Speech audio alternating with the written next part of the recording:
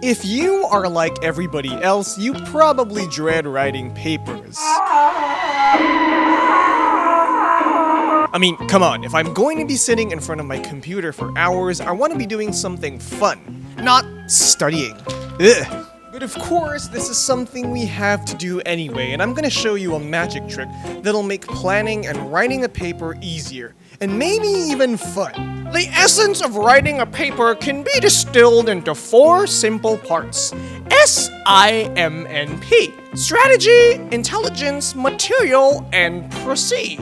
If you have an outline already, you can skip to this timestamp, but if not, let's move forward. Step 1. Strategy. Before you get down to writing your paper, you need to know exactly what you're tackling here. It wouldn't make sense to write about your trip to the grocery store when your paper is on World War II, right? So let's say your paper is on whether subscribing to my channel is a good idea or not. It is, by the way, so. This is the topic, and you'll also need to consider the expectations. 1 page is very different from 10 pages. The longer it is, the more of the next 2 steps you'll need. The bottom line of this step is to find out what questions need to be answered for the paper to be coherent. Why is subscribing a good idea? Why is subscribing a bad idea? Do the pros outnumber the cons? Other expectations would involve the scope. Do you need to explain what subscribing is? For an academic paper, maybe, but for something casual, maybe not. Once we have our strategy down, it's time to dive into step 2, intelligence. This step doesn't come too easy. You'll need to work hard to browse for information.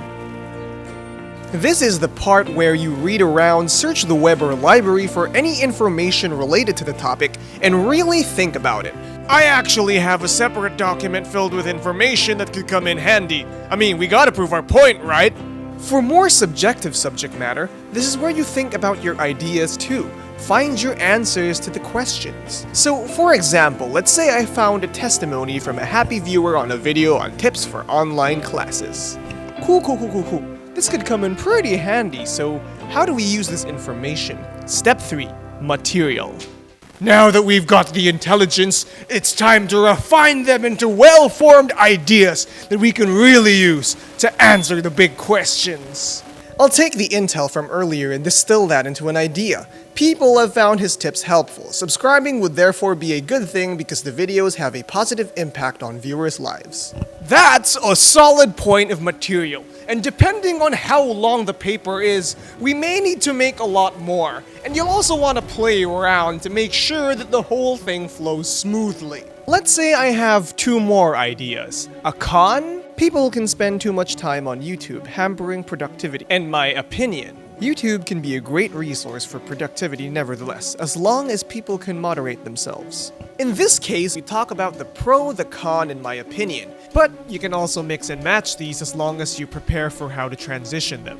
You'll know you're done with this step when you have a solid outline ready. And yes, outlines are really annoying. I used to hate you, but they're gold. I promise. Your introduction and conclusion should also be the last things you make. From here, you can move on to the fun part. Proceed. Writer's block is terrible, but here, you've already done the groundwork to know what you want to say. The only thing you have to worry about now is how you're going to say it. And don't worry, because here's a guide for that too. S-I-M-P. State, illustrate, maintain, prove. First, you want to state your point, working from the material you have. From the example we're working with, the main point of the material is tips from the channel can be helpful. So we go and put that down. Now we have to explain why this makes sense, and you can also think on the fly here. Josh's channel makes fun videos with useful tips. Viewers who watch and apply them to their life can benefit. Aha! But why should I take you at your word? This is where you bring out the evidence from your intelligence station. In this case, it's the comment. Maybe for a more serious paper, it's a study or an article. This can be seen in the comments from viewers, with one talking about how the tips would be helpful for an upcoming semester. Now that you've laid all the cards out, it's time to declare your win.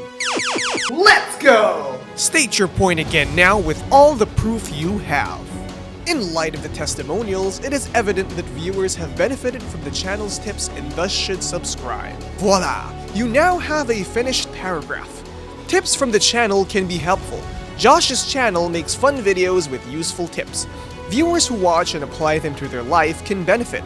This can be seen in the comments from viewers, with one talking about how the tips would be helpful for an upcoming semester. In light of the testimonials, it is evident that viewers have benefited from the channel's tips and thus should subscribe. Doesn't that just sound amazing? Now you just need to repeat all 4 steps for the rest of your outline. You'll have a finished paper then.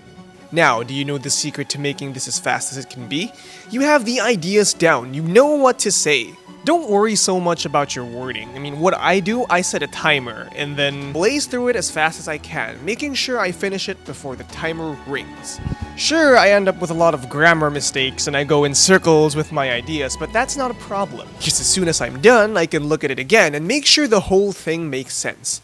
The thing is, it's a lot easier to fix 1,000 words of a disorganized essay than to write a perfect 1,000-word essay from scratch. The time attack forces you to stop worrying so much about presentation and forces you to focus on just communicating your points. From there, all it takes is some refining, and if your material is good enough, then there's no way you won't get an A.